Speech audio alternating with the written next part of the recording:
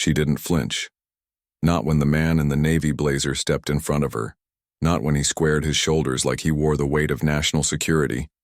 Not even when he looked past her, not at her, and said the words, "Miss, this line is for first-class passengers only." Louisa Portman, composed in posture and sharp in presence, simply blinked, not confused, not offended, just quiet, like a browser tab refreshing in the background of her mind. Her phone slipped into the side pocket of her jacket. Her other hand gripped the leather strap of her carry-on, and with a voice as smooth as tempered glass, she replied, "I'm aware." He didn't budge, pointed instead, 2 fingers. Just enough sharpness to draw a line that didn't exist on the ground but did in his head. "Coach boarding is to the left. This line is for premium." That should have ended it, but it didn't. She tilted her head slightly, as if inspecting a minor software bug. "I'm flying first class." The tension was so quiet it was almost polite. Almost. Then came the inevitable question. "Do you have a boarding pass?" Louisa exhaled. Not a sigh, just a memory escaping her lungs. She unzipped the pouch clipped to her carry-on and pulled out a pristine white envelope. Inside, her printed itinerary, Seat 2A, direct to San Francisco. No words, just facts. She handed it over, watched his eyes dance across the name, Louisa Portman. There it was. The flicker, the throat shift, a pause that lasted exactly 1 beat too long. "Just a moment," he said. Behind her, the line was shifting. A woman in beige shuffled her feet. A man in business gray lifted his gaze from his phone. Louisa stepped back 1/2 an inch, not out of submission, but to make room for what she knew was coming. Her phone buzzed. She ignored it. A child giggled near a vending machine. A suitcase squeaked somewhere in the distance. But Louisa stood still, because she'd learned a long time ago. Movement could make you look guilty. And when you were a black woman in a space not built for you, stillness became strategy. The agent returned. His smile was tight now, stretched across the weight of something he couldn't name. "Apologies, Miss Portman. I'll get you boarded, shortly." She took back her pass with calm precision. "Is there a problem?" she asked, voice velvet over steel. No, he replied, flustered. "Just verifying some details." But she caught it. The whisper from the second agent. The side glance. The kind of shared moment that evaporates before most people notice. But Louisa noticed. She always noticed. She reached into her jacket, pulled out her phone, and texted one word to her assistant. "Now." 2 minutes later, just as boarding began, the agent's radio chirped. He stepped aside, voice low into his earpiece, jaw tightening, then loosening. When he turned back, something in his eyes had changed. Respect? Recognition? Maybe even fear. Louisa didn't need to know. He walked over, no longer with a script. "Miss Portman, the airline president would like to personally apologize. If there's anything we can do, upgrade, lounge access, anything at all." She smiled. Calm. Contained. Deadly. "I already have the upgrade. What I needed was the acknowledgement." He didn't respond, just nodded. She handed him the pass again. His fingers shook as he scanned it. "Thank you," she said, then paused. "Oh, and one more thing." He looked up. "When this is over," she said, letting the silence carry the weight, "look up who owns the catering division your airline just signed a 3-year contract with." Then she walked. Down the jet bridge. No music. No spotlight. Just the sound of her heels, steady, sharp, and unapologetically present. The jet bridge buzzed with recycled air and metallic hums, but Louisa's footsteps cut through it. Precise, rhythmic, unapologetically firm. Her heels clicked like punctuation marks, each one saying, "I belong." She walked with the stillness of someone who didn't need to prove anything but was constantly expected to. At the plane door, the flight attendant looked up. Blonde bob, red lips, name tag, Melinda. "Welcome aboard, ma'am," she said, smile polite but a half second Too forced. Louisa returned it, genuine, unbothered. Thanks, I'm in 2A. There was a beat of recalibration behind the flight attendant's eyes. She gestured forward. Of course. Leather. Spacious window seat. Louisa stepped in, folded her coat gently across her lap, and placed her bag beneath the seat. Then, she reached for the Airline magazine, flipping it open with no intention of reading. Not yet. The cabin filled slowly. The silence was too loud, the kind that only lives in first class, the kind where judgment is dressed in wool and wingtips. Louisa didn't need to look up to feel it. She'd long mastered the art of sensing. A room's assumptions before a word was said, and then came the pause. That familiar one. A man in a cobalt suit, mid-40s, salt and pepper hair, cologne that insisted on being noticed, stopped in the aisle and stared at her. Then the seat, then her again. Excuse me, he said, already confident in his correction. I think you might be in the wrong seat. This is 2A. Louisa didn't even look up at him. Nope, this is mine. She didn't reach for her boarding. Pass didn't unlock her app. She didn't owe him that. Instead, she turned the Airline magazine toward him, like she was showing a child a picture book, her hand graceful, unhurried. And I'm very sure. He frowned, the first chip in, his composure. He reached into his coat pocket, pulled out his pass, stared at it like it had betrayed him. Ah, he muttered. 2C other side. He moved, sat, said nothing more. Louisa returned to her magazine. Behind the glossy pages, her mind moved faster than the aircraft ever would. She thought of the speech, the stage, the glass podium, that tomorrow would bear her name in gold foil. 500 in the audience, cameras, journalists, industry titans, and her, wedged between a Silicon Valley founder and the Secretary of Agriculture. Her company, Monroe Harvest Foods, had started as an idea on a windowsill in Louisiana. One test farm. Now, 35 vertical farms, 9 cities, contracts with schools, grocers, entire districts, a deal with 3 major airlines, one of which, ironically, she was now flying.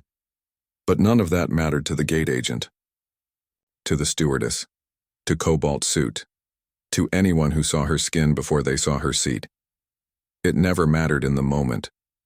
Only later, when the LinkedIn headline caught up, when the name on the press release didn't match the image in their minds. The engine hummed. Melinda returned, tray in hand. Water, ma'am. Louisa declined with a slight wave. What she needed couldn't be served in a plastic cup. She needed silence, space.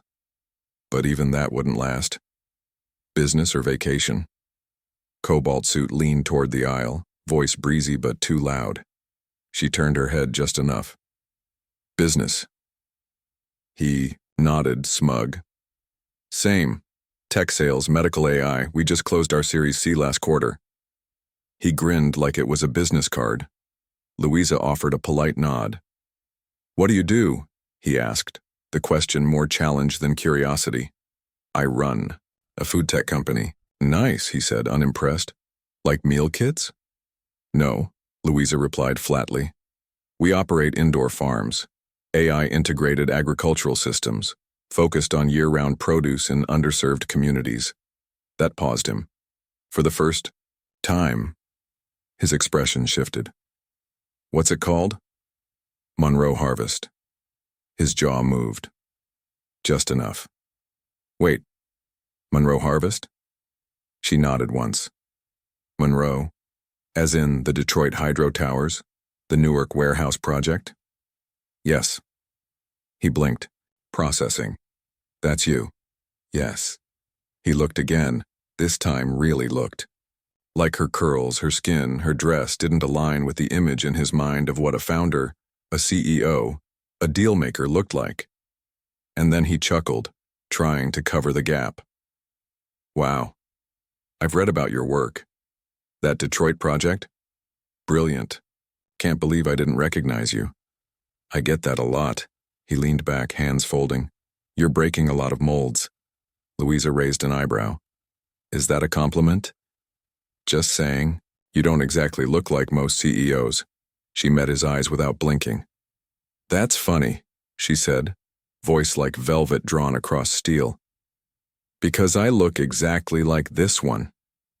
Silence followed. The engine roared. The plane began to taxi. And still Louisa sat, centered, steady, unbothered. Her reflection shimmered faintly in the window beside her. Sharp profile, deliberate posture, entirely unfazed. She didn't need him to understand. She didn't need him to be impressed. She'd made peace long ago with being the only one in the room who got it. But peace didn't mean surrender, it meant clarity. It meant knowing which rooms to enter, which lines to cross, which glances to return, and which to let pass. She pulled out her iPad, opened her notes, and began to review her keynote. Not because she wasn't ready, but because she would never underestimate the moment. A message from Nia flashed on screen. They're panicking. CEO of Starlight just called your cell. Didn't answer. Want me to schedule a call with him after you land? Louisa smiled. 2 words. She typed them back. Let him wait. The ballroom was all marble and glass, glittering with old money and new ideas. Louisa stood behind the curtain listening to the murmurs. Her name was printed in gold foil on the program, the second-to-last keynote of the day, the one everyone had circled. Outside, the crowd buzzed. Executives, investors, journalists, government reps. But inside, Louisa was still in the terminal.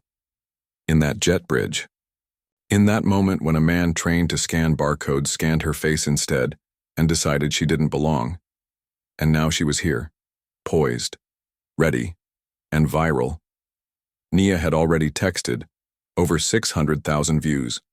A blurry, discreet video clip shot by a journalist named Camila Torres had caught the moment the gate agent stalled, the moment the apology came, and the moment Louisa dropped the line about owning the catering division. It had traveled fast, too fast to be spun. The voice in her earpiece crackled. Miss Portman, you're on in 90. She took a breath, counted it, remembered that she had done harder things. But this was different. This wasn't about product, launches, or panels. This was about space, what she carved open by standing still in the right place. She stepped forward. The announcer's voice rang out, listing her accolades like a litany. Founder and CEO of Monroe Harvest Foods, pioneer. In sustainable vertical farming and AI-powered food equity, her heels clicked once against the polished floor as the curtain parted. The applause rose slowly. Not out of habit, but recognition. She crossed the stage and stepped behind the podium. Adjusted the mic. Good afternoon, she began. The room settled. Before I talk to you about tomatoes, algorithms, and the future of food, I want to talk about an airport. The air shifted. Still. Focused. I arrived at JFK yesterday. First-class ticket. Keynote to deliver. But what I was told, before anyone looked at my name or my boarding pass, was that I didn't belong in the line I was standing in. A breath, held across 500 seats, and it wasn't the first time. She didn't rush. Her voice didn't break. She wasn't here for sympathy. She was here to tell the truth. I'm not telling you this to get angry.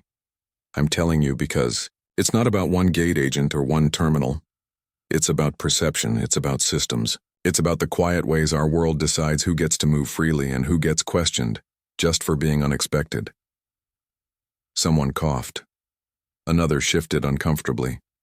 Sometimes those assumptions cost more than dignity. They cost opportunity, talent, growth, innovation. She paused, letting the weight fall. I started Monroe Harvest because I grew up in a zip code where corner stores sold more liquor than lettuce, where my grandmother sliced tomatoes so thin they'd stretch further through the week. There was no slideshow behind her, no charts, just voice, just presence. Our food systems were built for efficiency, not equity, and I wanted to change that. Now the audience leaned forward. We built farms inside abandoned warehouses, parking structures, mall food courts. We trained ex-offenders, single parents, Local kids with no access to fresh food. And we didn't just optimize yield, we tracked where food was missing. Then, we filled that gap, not just for profit, but for purpose. Murmurs, heads nodding, eyes wide. Today, Monroe Harvest feeds nearly 400,000 families a year, and next quarter, we're piloting a system that lets schools track nutrition and sourcing from seed to tray. No one was looking at their phones anymore, but none of that stops the questions at the gate. She stepped out from behind the podium now, close to the crowd, almost conversational. No matter how many farms I build or contracts I sign, I still get mistaken for the assistant, or the help, or someone in the wrong line. A woman in the front wiped her eye. A man, 3, rose back, stared at his lap, ashamed. "I'm not angry," Louisa said, gentler now. "I'm awake. I'm aware, and I've learned to turn those moments into momentum." A beat. This isn't about one CEO on one flight. It's about every girl told she's too much before she's even enough. Every black woman who walks into a boardroom and sees no one who looks like her. Every voice that's filtered through doubt before it's even heard. The silence thickened. Charged. "I want you to ask yourselves," she continued, almost a whisper now. "What lines have you kept someone from standing in? What tables have you left half empty because you couldn't picture someone different, sitting there?" She returned to the podium. Not to retreat, but to close. We can't feed the future if we can't see it clearly. It landed like a dropped pin in a glass room. Then, slowly, the applause began. Not the polite kind, not the automatic kind, the kind that comes when people need a second to absorb what they've just heard, and only then realize what it deserves. Louisa nodded. Once. No smile. Just stillness. She stepped off stage. A woman, in a blue blazer, met her near the stairs. "I saw the video," she whispered. "What you said, it needed to be said." Louisa just nodded. Her work wasn't done. But for today, they had listened. The next morning at Monroe Harvest HQ smelled like basil, mint, and momentum. The building, once a textile mill, now pulsed with the quiet power of reinvention. Brick walls, exposed beams, glass conference rooms overgrown with ivy. Greenery wasn't just decoration here, it was declaration. Louisa Portman walked past the vertical test gardens, still in heels, still grounded. The press was still buzzing from her keynote. So was the airline's PR team. Nia trailed just a step behind, tablet in hand, jaw clenched with polite restraint. "You've got 15 minutes until the board," she said, scrolling. "But Gerald Green is on hold. Again. Still asking to speak with you directly. Says it's urgent. Different tone this time." Louisa paused in front of the third-floor glass, overlooking a row of fifth graders on a school tour, their eyes wide at the robotic arms gently harvesting spinach. One little girl stood close to the glass, braids tied with sunflower beads, wearing a pink glitter backpack too big for her shoulders. She pressed both palms to the window like she was trying to absorb everything through her skin. She didn't know who Louisa was. Not yet, but one day she would. "Put him through," Louisa said. Inside her office, walls lined with data dashboards, hydroponic layouts, and one photo of her grandmother in a faded apron, Louisa sat down at her desk. Calm, unshaken. The video. Screen flickered. Gerald Green appeared in frame. Navy suit, no tie. Polished. But this time less rehearsed, less confident. The room behind him was corporate beige, wide walls, narrow vision. "Miss Portman," he began carefully. She said nothing. "I want to start by saying, there's no excuse. What happened at JFK was unacceptable. The gate agent's behavior, unprofessional, inappropriate, and not reflective of our values." Louisa arched a brow. "And yet," she said, "it reflected something, didn't it?" Gerald's throat worked. "Yes, it reflected what's broken, what we've chosen not to see." "Good." He'd skipped denial. "We've reviewed the footage. We've already spoken to the employees involved. Disciplinary action is underway." Louisa folded her hands. Silent. "But that's not why I called," he continued. We need to do more than apologize. We need to learn. We need to act. Louisa hummed, neutral. I've spoken to our board. I'm proposing that Starlight Air formally partner with Monroe Harvest, not just on food sourcing but on equity training, bias prevention, and leadership development. Not behind closed doors. With you. He paused, letting it hang. The power shifted. The suit across the screen wasn't offering favor. He was asking for grace. You don't owe us your time, Gerald added. But we'd be honored if you led the advisory team. Real change, real access. Louisa leaned forward, not with excitement, with scrutiny. You think writing a check fixes culture? No, he said quickly. But owning our failure and paying for the labor of rebuilding, that's where we begin, she nodded slowly, once. Send the proposal, she said. But I don't do optics. If I come in, it's not to give a talk, it's to change the system. I want authority, not applause. Understood. And your gate agent? She added flatly. If he's still employed by the end of the week, I'm not showing up. That landed. Gerald blinked. I'll handle it. Louisa ended the call. For a long moment, she just sat there, not in victory, but in clarity. Then she opened her email, typed a subject line, Class Visits Expansion Proposal, Community Outreach Message. Let's increase our school tour days. Add a paid internship for students from zip codes under the poverty line. Let's show them what's possible before the world tries to tell them what's not. She hit send, a soft knock at the door.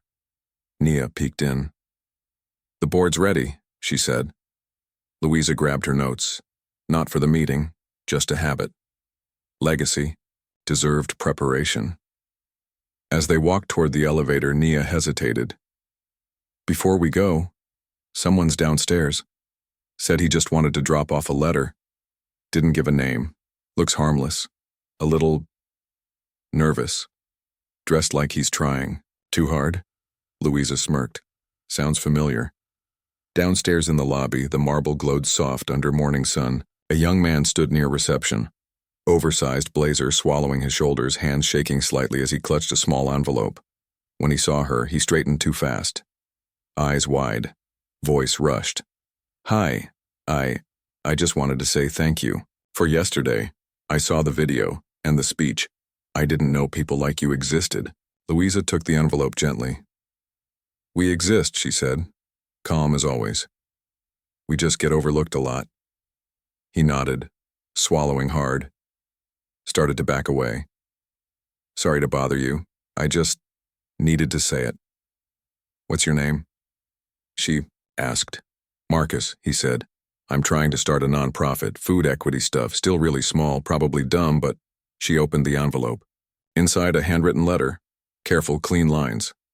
At the bottom, someday I hope I get to stand in a line behind you. Louisa looked up. Marcus, she said. What's your calendar look like next week? He blinked. Wide open. Come, back Monday, she said. We'll talk about your nonprofit. Maybe you don't have to build it alone. His mouth dropped open. Are you serious? Very. He walked out floating. That was sweet, Nia said as they returned to the elevator. That was the point, Louisa replied. Changing policy is good. Changing people, that's better. By noon, the board had unanimously approved the expansion proposal. By 2, a new round of funding was secured for their Midwest pilot. And by 4, clips of Louisa's keynote were trending under Farn Wrong Line Right Woman, a single phrase echoing through corners of the internet where young girls with big dreams and brown skin needed to hear it. Back in her office, Louisa stood by the window. Outside, the framework of their new vertical farm shimmered in construction light across the street. She spotted her again, the girl with the pink glitter backpack from earlier, still with her class, now standing outside. Louisa tapped gently on the glass. The girl looked up and waved. Louisa waved back. The little girl didn't yet know what it meant to be told she didn't belong. Not yet. And maybe, just maybe, if Louisa had anything to do with it, She never would. By noon, the boardroom was unanimous. Every hand raised, every vote cast. The expansion proposal for Monroe Harvest's youth outreach was approved. More school tours, more internship slots, more bridges built before the world could teach these kids what barriers looked like. By 2 o'clock, the Midwest pilot had secured its next round of funding. And by 4, Louisa's speech had taken a life of its own online. Wrong Line Right Woman wasn't just trending, it was echoing, in classrooms, in boardrooms, in Twitter threads and morning talk shows. In DMs from mothers, daughters, and strangers who'd never flown first class a day in their life but recognized exactly what Louisa had stood still to fight for. Back in her office, sunlight slanted across the floor in quiet angles. She stood by the window, tall, still watching the street below where scaffolding framed the rising skeleton of their next vertical farm. Hope had a blueprint now, and then she saw her, the girl with the sunflower beads in her braids, the pink glitter backpack, standing outside the glass facade of Monroe Harvest with a group of 5th graders. The child pressed her nose gently to the window, eyes wide with wonder at a world that felt part science fiction, part second chance.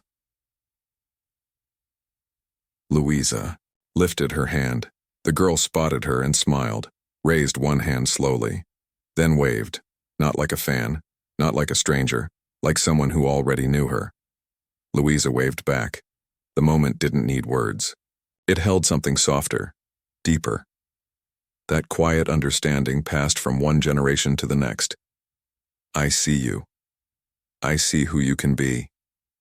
That little girl didn't know yet what it meant to be told she was in the wrong line. To have her worth questioned. By a glance, a tone, a pause that lasted a beat too long. She didn't know yet what it meant to be dismissed, underestimated, or delayed because someone couldn't see her future printed clearly in their own limited frame. And maybe, just maybe, if Louisa had anything to do with it, she never would.